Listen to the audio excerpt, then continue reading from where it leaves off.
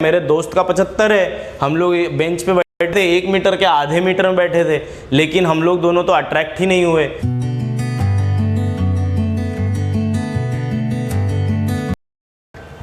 दोस्तों, मृत्युंजय तिवारी यानी कि मैं आप सभी का स्वागत करता हूं ग्रेविटेशन के इस चैप्टर में। तो सबसे पहले हम लोग देखेंगे फोर्स और मोशन। तो फोर्स क्या लगता है और मोशन कौन सा है। तो मान लीजिए हम लोग कंसीडर करते हैं एक सर्कुलर मोशन। अब सर्कुलर मोशन का एग्जाम्पल मान लीजिए, देखिए हाथ में मैंने एक रस्सी लिया, रस्सी से मैंने एक ऑब्जेक्ट को टाई किया, बांध लिया उसको, और फिर मैं उसको घुमा रहा हूं। तो जब मैं उसको घुमाऊंगा तो वो क्या परफॉर्म करेगा, वो एक सर्कुलर मोशन फॉर्म करेगा। सर्कुलर घूमेगा, मतलब ये जो उसका मोशन है वो कौन सा मोशन हो जाएगा, सर्कुलर मोशन। अब सर्कुलर मोशन परफॉर्म कर रहा है, लेकिन वो ऑब्जेक्ट का सेंटर कहाँ है, इनसाइड द सर्कल, करेक्ट। मतलब जब वो घूम रहा है तो what it is tending towards the circle. तो वो उसका जो फोर्स है उसके और हमारे सेंटर के बीच में जो फोर्स है, उस फोर्स को हम लोग बोलेंगे force of centripetal force of attraction, या फिर हम लोग बोलेंगे कि ये it is happening due to centripetal force. तो ये देखिए, मान लीजिए ये मास है, ऑब्जेक्ट का मास है, यहाँ पे मास m, ये घूम रहा है विद द वेलोसिटी v, और यहाँ पे उसका सेंटर है o, ठीक है, ये डिस्टेंस r। तो ये ऐसे करके घूम रहा है। तो आप सभी को बता दूं कि centripetal force is equal to mv² upon r होता है, ठीक है। ये सेंट्रीपिटल फोर्स का फॉर्मूला है। तो अब इसके बाद आप सभी को ये तो पता चल गया कि भाई सर्कुलर मोशन और सेंट्रीपिटल फोर्स क्या होता है।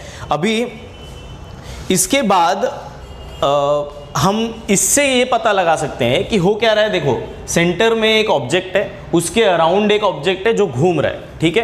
अब ये हम लोग एक एग्जाम्पल लेते हैं, किसका, मान लीजिए हमारा अर्थ है, उसके अराउंड सन रिवॉल्व कर रहा है। सन रिवॉल्व क्यों कर रहा है, उसके बीच में कोई फोर्स ऑफ अट्रैक्शन होगा, क्यों, किसके बीच में, सन और अर्थ के बीच में, और वो जो फोर्स है वो उसको हम लोग ग्रेविटेशनल पुल बोल रहे हैं, ठीक है। सेंट्रीपिटल फोर्स ऑफ अट्रैक्शन लग रहा है वहाँ पे, ठीक है। तो इसीलिए सेंट्रीपिटल फोर्स, इसका डेफिनेशन क्या है, a force acting on any object moving along the circle and it is directed towards the center, ठीक है। तो यहाँ पे हमने ये फोर्स और मोशन तो देख लिया। अब इस मोशन को डिफाइन करने के लिए हमारे पास एक साइंटिस्ट आए, उनका नाम है केपलर। तो केपलर्स ने अपना लॉ डिफाइन किया। सो हम लोग अभी देखेंगे what is Kepler's law, Kepler's laws, ठीक है। इनका पहला नियम क्या है।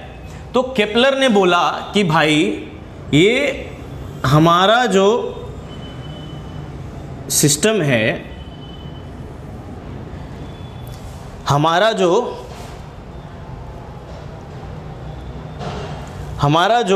ऑर्बिट है, हमारा जो ऑर्बिट ऑफ अ प्लैनेट है वो इलिप्टिकल ऑर्बिट है। क्या है ये, इलिप्टिकल ऑर्बिट है, जिसमें सन, ये मान लीजिए ये इलिप्स है, इलिप्स मतलब अंडाकार शेप, ठीक है। अब इसमें ये इलिप्स है, यहाँ पे इसके दो फोकाई होते हैं, एक यहाँ पे होगा और एक यहाँ पे होगा। अब मान लीजिए इसमें से कोई एक फोकाई पे हमारा सन, यहाँ पे हमारा एक सन है, यहाँ पे सूरज, ठीक है। नहीं तो आप लोग समझ लोगे मैं बेटे की बात कर रहा हूँ, सन यानी कि सूरज वाला, ठीक है। तो ये हो गया हमारा सन। अब इस सन से बाकी जो प्लैनेट है, ठीक है, मान लीजिए यहाँ पे कोई प्लैनेट है, मान लीजिए यहाँ पे कोई प्लैनेट है, कोई प्लैनेट यहाँ पे, कोई यहाँ पे है, कोई यहाँ पे है और कोई यहाँ पे, ऐसे कई सारे प्लैनेट हैं। तो केपलर ने पहले नियम में क्या बोला, केपलर ने बोला कि भाई जो हमारा ऑर्बिट है, orbit of a planet is an ellipse and sun is situated at one of its foci, ठीक है। यहाँ पे एक जगह पे सन है और बाकी जो भी प्लैनेट्स हैं वो लोग उसके सराउंडिंग में स्थित हैं, ठीक है। तो अब मैंने इन प्लैनेट्स को नाम दे दिया A B C D E F, ठीक है। अब ये जो भी नाम दे दिया मैंने, इसको मान लीजिए यहाँ से यहाँ तक में ये कुछ एरिया है, ठीक है। यहाँ से यहाँ तक में कोई और एरिया है, ठीक है। यहाँ से यहाँ कोई और एरिया है, ठीक है। ऐसे 3 एरिया मैं बोल रहा हूँ कि कवर हो रहा है। अब ये 3 एरिया का मतलब क्या है? इसका मतलब है कि ये जो प्लैनेट A है, ये A से B तक जा रहा है कुछ टाइम में, बराबर। ये कुछ टाइम में A से B तक जा रहा है, और ये जो C है, C से D तक जा रहा है। ये C का पहला पोजीशन, D का उसके बाद वाला, और E to F। तो ये मूवमेंट हो रहा है कुछ टाइम में। तो the line joining the planet and the sun sweeps equal areas in equal interval of time. What is happening is कि भाई ये प्लैनेट जितना टाइम में यहाँ से यहाँ तक जा रहा है, और उतने टाइम में जो एरिया कवर कर रहा है ये, उतना ही कहीं से भी, मतलब इतने टाइम में यहाँ से यहाँ भी जाएगा, यहाँ से यहाँ भी जाएगा, और जो एरिया रहेगा इनका, एरिया जितना भी है वो क्या रहेगा? सिमिलर रहेगा, ठीक है। एरिया, क्षेत्रफल, इसका क्षेत्रफल क्या रहेगा? सिमिलर रहेगा। ये था केपलर का सेकेंड लॉ। ये क्या था? केपलर्स का second law, Kepler's second law जो अभी मैंने बताया, ठीक है। Equal areas in equal interval of time. अब हम लोग थर्ड लॉ देखेंगे। थर्ड लॉ एक मैथमेटिकल इक्वेशन है, जिसमें थर्ड लॉ में केपलर क्या बोल रहे हैं? केपलर्स के थर्ड लॉ में ये बोल रहे हैं कि square of time period is directly proportional to cube of the distance between planet and sun, ठीक है। तो the square of its time period of revolution is directly proportional to the distance, mean distance of a planet from its centre, ठीक है। तो ये हो गया Kepler का तीसरा नियम। अब केपलर के सारे नियम हमने देख लिए, ठीक है। अब हम लोग आगे बढ़ते हैं और देखते हैं कि gravitational, universal law of gravitation क्या होता है। आई होप ये सब आपको क्लियर है, डेफिनेशंस भी आपको समझ में आया हुआ है। आपको मैं स्क्रीन पे दे दूंगा इसके डेफिनेशंस, या तो आपको कहीं से भी मिल जाएगा, बट मेन क्या है, कॉन्सेप्ट को समझना ज़रूरी है, ठीक है। अभी हम लोग देखेंगे universal law of gravitation, universal law of gravitation. अब भाई यूनिवर्सल लॉ ऑफ ग्रेविटेशन क्या है? इफ़ देयर आर 2 मासेस, मतलब 2 बॉडीज़ हैं जिनका मास है कुछ, ठीक है। अब फोर्स जो होगा, force will be directly proportional to product of masses and inversely proportional to square of the distance between them.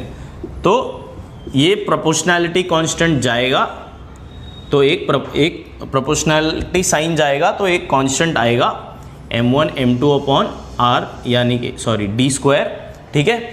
और इस g को हम लोग बोलते हैं ग्रेविटेशनल कांस्टेंट, जिसका वैल्यू होता है 6.67 इंटू 10⁻11 न्यूटन मीटर स्क्वायर पर kg, ठीक है। एग्जाम्पल कंसिडर करते हैं, आप लोग उसको सॉल्व करने की कोशिश कीजिए कि भाई साहब 2 लोग हैं, एक जगह पे हमारे महेंद्र सिंह धोनी है, ठीक है। एक जगह पे हमारे महेंद्र सिंह धोनी है, ठीक है। ये है हमारे महेंद्र, और दूसरे जगह पे है हमारे कोहली भैया। ये क्या है? कोहली भैया हैं, ठीक है, कोहली, ठीक है। हमारे महेंद्र और कोहली भैया हैं, एक बेंच पे बैठे हैं अपना, ठीक है।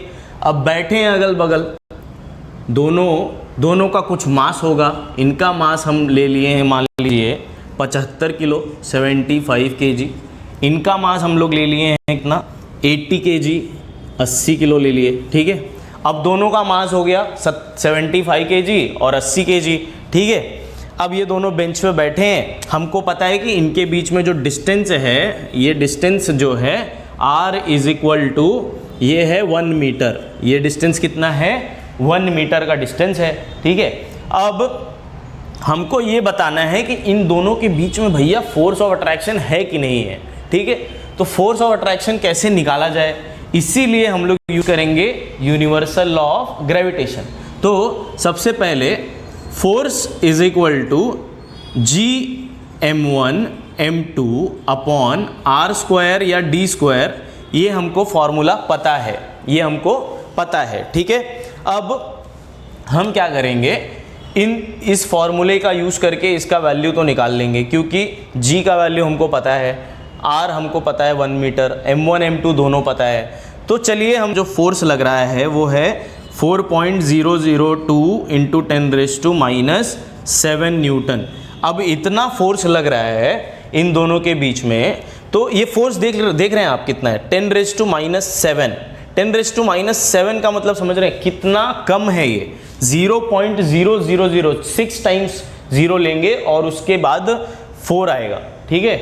तो इतना कम फोर्स ऑफ अट्रैक्शन है। तो नहीं तो आप बोलोगे भैया मैं भी तो अपने दोस्त के साथ बेंच पे बैठा था, लेकिन वो तो अट्रैक्ट हुआ नहीं अगर इतना फोर्स लग रहा था, लेकिन आपने ये 10⁻⁷ तो भूल ही गए, है ना।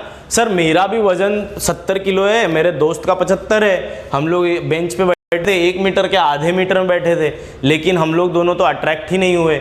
लेकिन भैया अब इसको समझो कि फोर्स ऑफ अट्रैक्शन वहाँ पे एग्जिस्ट कर रहा है, लेकिन वो इतना नहीं है कि वो आप लोग खिसक के एक दूसरे के साथ ही, समझ रहे हो, बोलना नहीं है। तो इसका मतलब ये है कि there will be some small force of attraction. चलिए अब हम लोगों ने ये सारा कॉन्सेप्ट तो पढ़ लिया, यूनिवर्सल लॉ ऑफ ग्रेविटेशन और ये सब। अब हम लोग देखते हैं अर्थ ग्रेविटेशन, अर्थ ग्रेविटेशनल एक्सीलरेशन। क्या देखेंगे हम लोग, अर्थ ग्रेविटेशनल एक्सीलरेशन, अर्थ ग्रेविटेशनल एक्सीलरेशन। अभी अर्थ ग्रेविटेशनल एक्सीलरेशन क्या होता है भैया, G डिनोटेड बाय G। आप लोगों ने सबने सुना होगा सर इसका वैल्यू 9.81 मीटर पर सेकेंड स्क्वायर होता है, ये तो हमको पता है। लेकिन अब इसको हम लोग अर्थ निकालेंगे, ठीक है। तो as per universal law of gravitation हम लोगों को ये पता है कि F is equal to Gm into small m upon R square अगर हम लोग ले रहे हैं, तो ये r क्या है, दो मासेस के बीच का डिस्टेंस है, m क्या है, मास ऑफ अर्थ, और स्मॉल m क्या है, मास ऑफ ऑब्जेक्ट या फिर हमारा खुद का मास, ठीक है। m का वैल्यू होता है, m यानी कि मास ऑफ अर्थ, तो ये मास ऑफ अर्थ है, मास ऑफ अर्थ होता है 6 इंटू 10⁻24 kg, 6 इंटू 10⁻24 kg। और इसके बाद r की बात कर रहे हैं, तो r यहाँ पे ये स्मॉल r क्या है, distance between object and earth. अगर मान लीजिए ये यहाँ पे हमारा ये अर्थ है, ऑब्जेक्ट यहीं पे है, तो इसके बीच में कोई डिस्टेंस तो है नहीं, होगा तो माइनर होगा, लेकिन हम लोग तो इस पे ही, अर्थ पे ही हैं। या अगर मान लीजिए आप 5th फ्लोर पे हैं, 4th फ्लोर पे, तो भी एज पर दिस साइज ये साइज तो निग्लिजिबल है।